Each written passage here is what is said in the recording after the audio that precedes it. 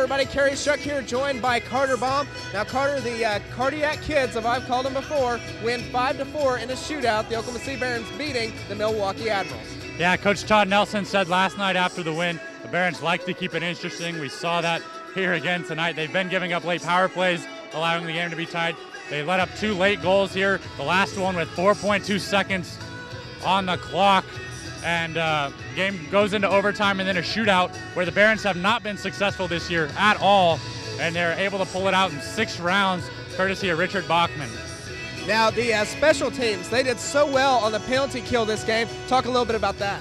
Yeah, really the Barons improved on the penalty kill over Friday's game against Rochester. 3 of Rochester's 4 goals were on the power play. Rochester went 3 for 6 on Friday night.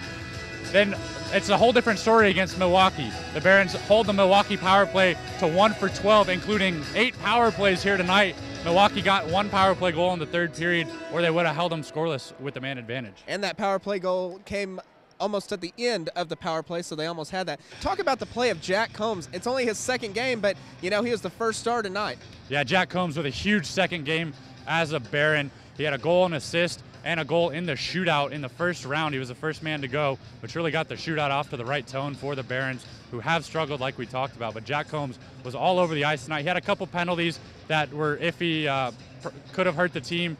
Not good penalties to take, but I mean, he made up for it with his offensive play here tonight. Now the Barons finally hitting the road again after this long homestand, going against Charlotte. Do you think that this game will carry on over and see if they can get a 3-game winning streak going on? Yeah, 2-game win streak. They played really well against Milwaukee, a team that had beat them the previous 2 times they faced each other.